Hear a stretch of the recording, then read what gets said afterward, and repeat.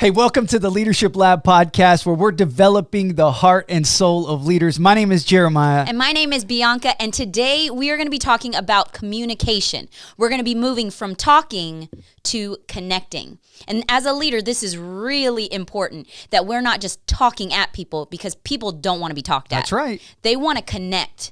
And if you lack that connection, then you're going to fail to have effective communication. When I was a teenager, I think I was around 17 years old, I started working at a Circuit City. Circuit City. Y'all That's a remember throwback that? right That's there. a throwback. It's not for those in business. millennials who didn't exist when Circuit City existed. Come on, somebody. This was pre-Best Buy, basically. Yes. And it was just like Best Buy. And we when I went into the job, it wasn't a pre-existing store. We were setting up the store. It was a brand new store, and we were setting it up. And I remember going into, I'd never been in retail. I'd only worked at restaurants. And so I went in there, and one day they were saying, okay, you're going to set all this stuff up. You're going to follow a planogram, and you're going to do the things and put this product on the shelves. And me being like this question asker, I want to do the job right. I want to figure out, okay, what is this? I was like, what's a planogram? And I never heard that. I've never heard of a planogram. Okay, good. either. See, I'm not crazy. And my boss literally looked at me like this, like I was the dumbest person on earth, and then just walked away. Didn't even say nothing? Nothing. And it was in front of other coworkers. Oh, man. And I just felt so embarrassed. I felt so just like, I'm not going to ask questions anymore. And it from that point on, it really was how our relationship was. It was like, do the job, don't ask any dumb questions, and I'm going to tell you what your job is. And it just created this environment that was not motivating to be a part of, and I did not feel valued in any way, shape, or form, even though I was bringing value to the customers. I mean, to the company. I mean, I was a camera salesperson. This was when digital cameras just came out. Digital cameras and Wow. Megapixels.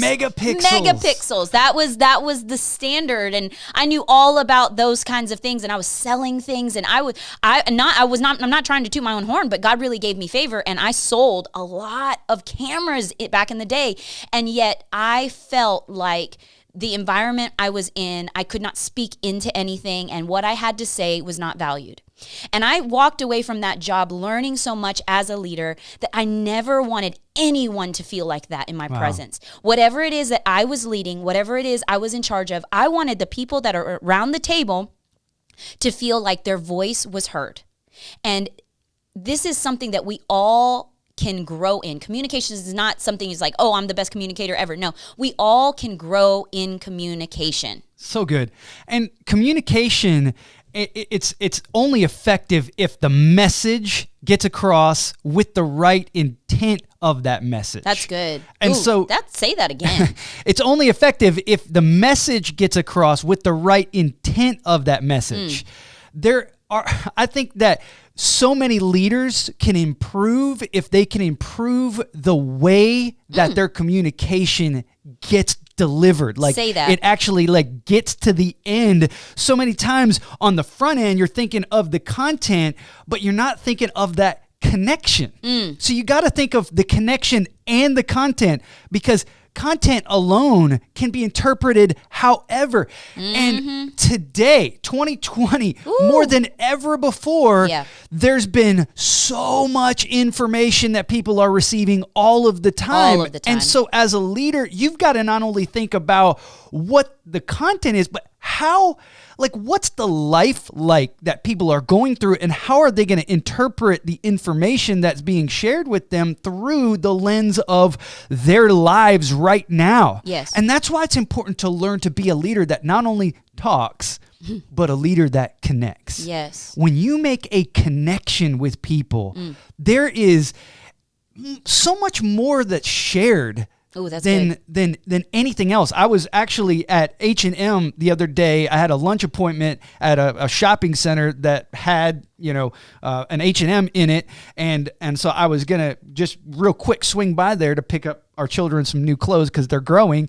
and I was checking out, and there was a woman and behind the glass that was checking us out, and then there was another woman that was like over in like the accessories area of the women's department, and you're not allowed to try things on right now because of the coronavirus. And the woman said, from checking out behind the glass right here in front of me with me as a witness to this, she says, you're not allowed to try that hat on right now, speaking to the woman who was over there. And she was so embarrassed. Aww. She was like taking the hat off, mortified even of this thing. And I'm like, oh my goodness.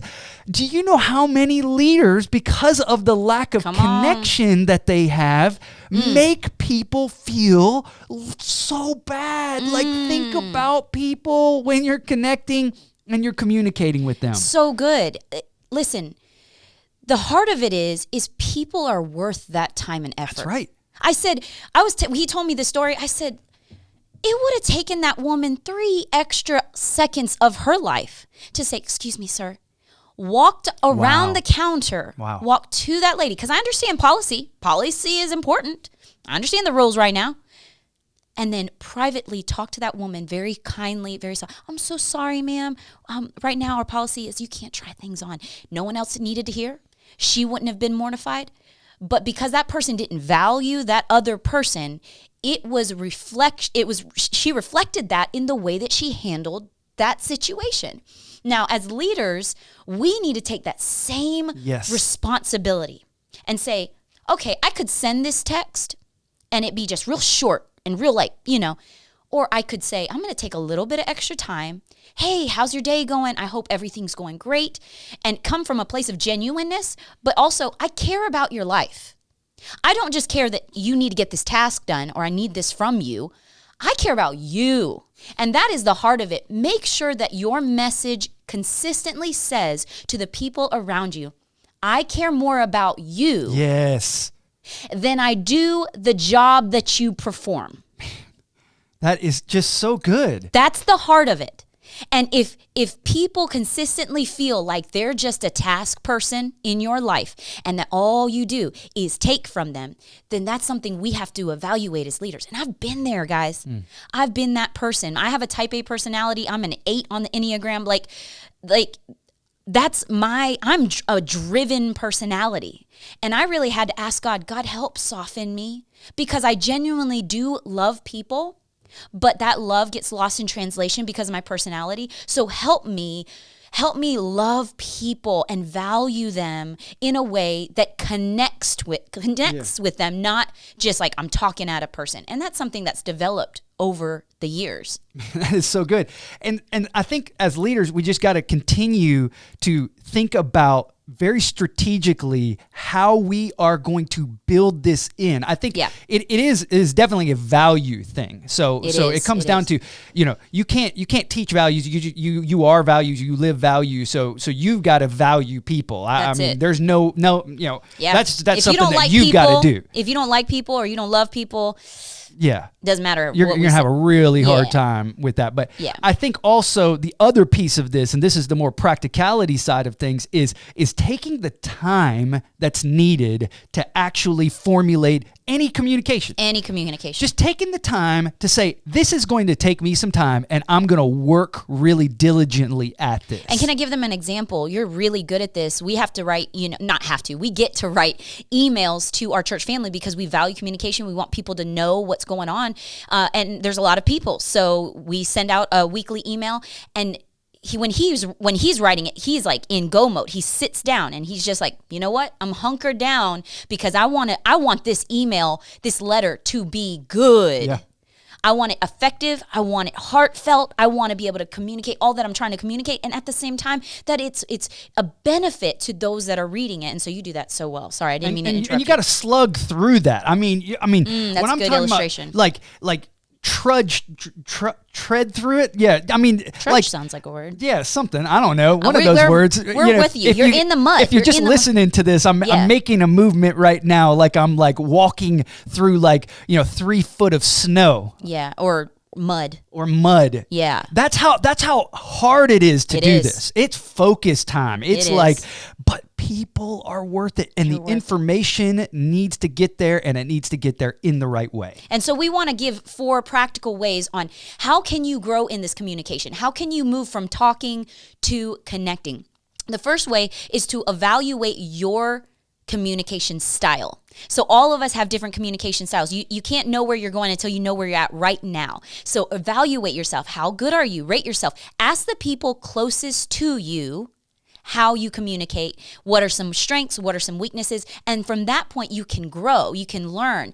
And it's important too to know the different styles of communication, the different venues, and do what's appropriate. So I'm not going to send the same thing in a letter that I would send into a text message, you know? So it's important that those are we use appropriate forms of communication in those different venues and work the systems that are going to strengthen your team. The second thing is discover the communication styles of the people that are on your team. That's good. It's really important. Know where they're at because, you know, we used to lead a ministry school. We were the directors of it. And I remember each student was so different. And I remember there were some that were like me and they're like, man, don't sugarcoat anything. Tell us like it is. Yell at us. We don't care. We want all of it. And then I had some students, they were so tender that if you even had the slightest voice raise, they would just shut down. And I learned that I can't communicate the same way to every single person. I got to know where they're at so that I can connect with them and be effective in communication. It doesn't matter if I say, I love you, if I'm like, I love you. You know what I mean? It doesn't matter what we say if we don't deliver it in a way that people know how to naturally receive it. I do also think that if we have a team that we can help them grow in their communication, because there are going to be times where people need to move from point A to point B in their communication skill level. But that's something that, once again, we've got to do it with a gentleness and a patience, and it'll really help fine tune. I mean, we've been married for 16 years, and because of that, there are times we can just look at each other and we know what the other person is thinking. I do not. You're a woman. I mean, I have no clue what's happening. That's true. That's true. You can look at me and you know I'm you're lasagna. Pretty simple. I'm right here, but that's true. Sorry but no, there are times like we laugh at the same things. You know, and so there are times in relationships, like at work or ministry, whatever it is, you have to work at that chemistry. You got to work at the chemistry. That is good. And you can become better at communicating. And then it's not so you can move from a very formal communication style to something a little bit, I don't want to say the word casual, because no matter what, there has to be that level of honor in which we deliver all information to someone.